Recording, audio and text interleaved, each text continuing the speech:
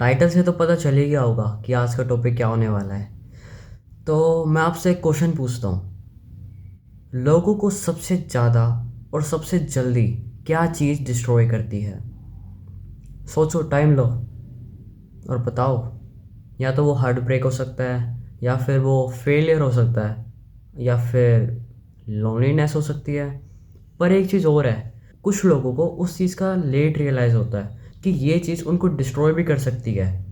और वो चीज़ है, वो एक रॉन्ग पर्सन आपके लाइफ में जो बहुत पहले से रहता हुआ आ रहा है। हम सभी की लाइफ में एक पर्सन रहा है यार, जो हमें ट्रेन कर देता है, जो हमको खुद पे डाउट करवाता है, जो हमारे इमोशंस के साथ खेलता है। इतनी लड़ाई झगड़े होने के बाद भी वो पर्सन आपकी लाइफ में इसलिए आता है क्योंकि उन्हें पता है कि आप उनको छोड़ के कहीं नहीं जाने वाले।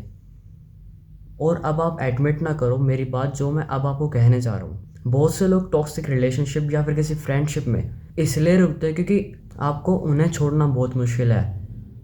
आप हर्ट होते हो उन्हें छोड़ने के बाद, पर रहकर भी यार खुद को मारने लग रहे हो तुम, एक तरह से तो देखा जाए। तो मैं अब आपको यही नहीं कहने वाला हूँ कि यार उनको अपनी लाइफ से कट कर दो एकदम से।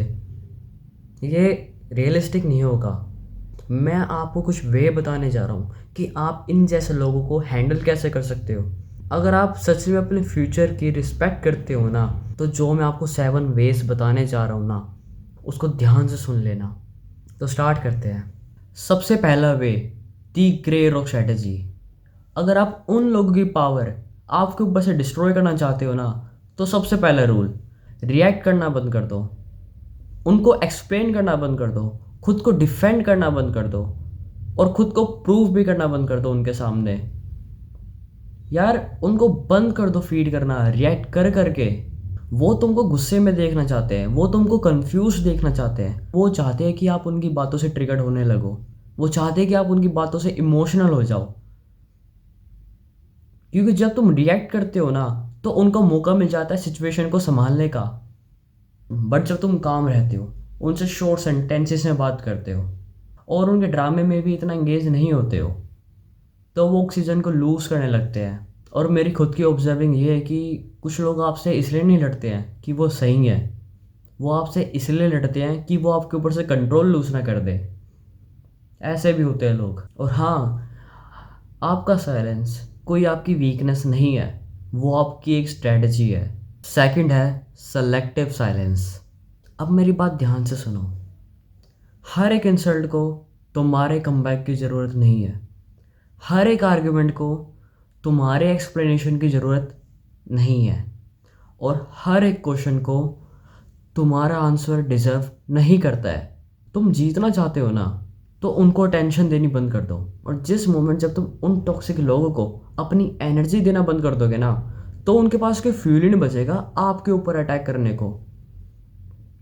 मेरे को एक बात बताओ यार, जब तुम उन लोगों के गेम खेलोगे ही नहीं, तो वो जीतेंगे कहाँ से? सोचने वाली बात नहीं है ये। तो ये मत कहा करो कि यार तूने ऐसा क्यों करा, मेरी गलती क्या थी, इसके बारे में बात करते हैं। बस यार शांत हो जाओ, सांस लो और वहाँ से चले जाओ। ये सब क्वेश्चन मत करो यार उनके आगे, कोई फ़ायदा नहीं है। You don't win wars by fighting every little battle, you win by choosing which battle is worth your peace. Third way, boundaries are self respect. Toxic लोग आपकी लाइफ में तभी रुकते हैं जब आप उन्हें अलाउ करते हो। आप अक्सर ऐसा कहते हो या ऐसा सोचते हो कि अगर मैं बदल जाऊं तो क्या पता मुझे वो अच्छे से ट्रीट करे। ऐसा नहीं होता यार, क्या सोचने लग रहे हो? अगर तुम उन लोगों से अपनी रिस्पेक्ट रन करोगे जो आपकी डिसरिस्पेक्ट करता है, तो इस प्रोसेस में आप खुद को खो दोगे। तुम्हें समझना चाहिए यार कि बाउंड्रीज कोई लोगों को पुश करने के लिए नहीं बनती, वो खुद की मेंटल स्पेस को प्रोटेक्ट करने के लिए बनती है। और खुद को कहा करो यार कि तुम इतनी डिसरिस्पेक्ट टॉलरेट नहीं कर सकते। तुम किसी उस पर्सन के लिए खुद को दूसरी बार नहीं समझा सकते, और तुम गिल्ट को अलाउ नहीं कर सकते खुद को कंट्रोल करने के लिए। जब तुम ये लाइन ड्रॉ कर लोगे ना, या तो वो डिसअपेयर हो जाएंगे, या तो वो ट्रांसफॉर्म हो जाएंगे, और दोनों में ही आपकी जीत है। Fourth way, mirror their behaviour. ये वाला थोड़ा साइकोलॉजिकल है। टॉक्सिक लोग ब्लेम करते हैं, टॉक्सिक लोग मैनिपुलेट करते हैं, और इन जैसे लोगों को पसंद होता है स्टोरी को ट्विस्ट करना। तो खुद को बचाने की जगह, खुद को डिफेंड करने की जगह हर बारी उनसे क्वेश्चन करा करो कि तेरा इससे मतलब क्या था, तूने खुद सुना जो तूने अभी कहा, एक्सप्लेन कर जो तूने अभी कहा। जब तुम इनका बिहेवियर मिरर करोगे ना, तो ये खुद को ही फोर्स करेंगे खुद के अंदर झांकने में। क्योंकि इन जैसे लोगों को ना अकाउंटेबिलिटी कभी पसंद ही नहीं होती, इन्हें पसंद ही नहीं आती अकाउंटेबिलिटी अपनी लाइफ में कभी। Fifth way, stop participating in their chaos. मैं आपको कुछ हार्श कहने वाला हूँ इन लोगों के लिए। इन लोगों को ना अपनी लाइफ में कभी सॉल्यूशन पसंद ही नहीं होते। इन्हें ड्रामा पसंद है, इन्हें केओस पसंद है। ये आपसे आर्ग्यू इसलिए नहीं करते हैं कि इनको प्रॉब्लम फिक्स करनी है, ये आपसे आर्ग्यू इसलिए करते हैं ताकि ये प्रॉब्लम को जिंदा रख सके। इन लोगों को ड्रामा पसंद है, इन लोगों को ईगो में रहना पसंद है, और ये इंजॉय करते हैं यार जब ये टेंशन में होते हैं।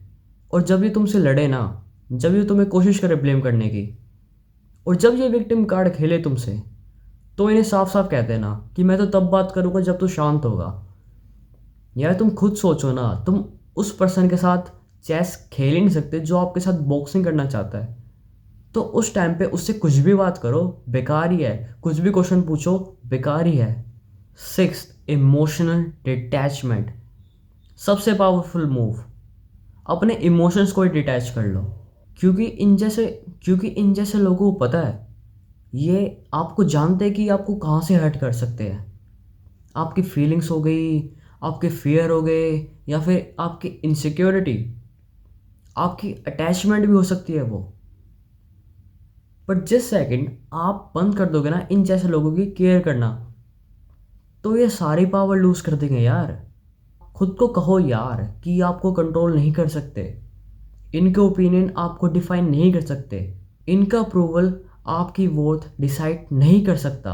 और फिर देखना ये रिलेशनशिप कैसे फ्लिप होता है। क्योंकि ये लोग उस पर्सन को हैंडल कर ही नहीं सकते जिसे हर्ट नहीं कर सकते।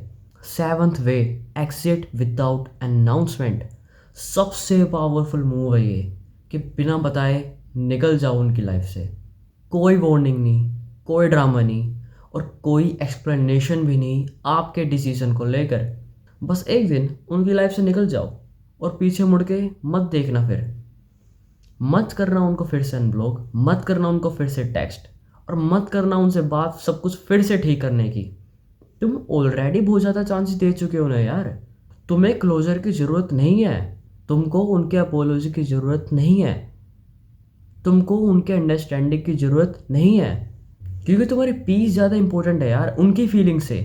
और जो मैं अब आपको बात बोलने वाला हूँ ना, वो याद रखना हमेशा। कुछ लोग आपका सेकंड चांस डिज़र्व नहीं करते हैं, कुछ लोग आपका ओल्डर वर्जन भी डिज़र्व नहीं करते हैं, और कुछ लोग आपकी फॉरगिवनेस को भी डिज़र्व नहीं करते हैं। पर यार इतना मुश्किल क्यों है? इतना कुछ होने के बाद भी आप इन जैसे लोगों को छोड़ क्यों नहीं पाते? भाई वो इसलिए क्योंकि वो आपकी लाइफ में किसी विलन की तरह नहीं आते हैं, वो एक कंफर्ट की तरह आते हैं। वो तुमसे अच्छे से बात करते हैं, स्टार्टिंग में अफेक्शन दिखाते हैं, अटेंशन देते हैं, और तुम्हें दिखाते हैं कि वो आपको समझने लग रहे हैं। तो वो धीरे धीरे आपका एस्केप बन जाते हैं, आपकी डेली हैबिट बन जाते हैं, आपकी सेफ प्लेस बन जाते हैं वो। पर ये एक ट्रैप है।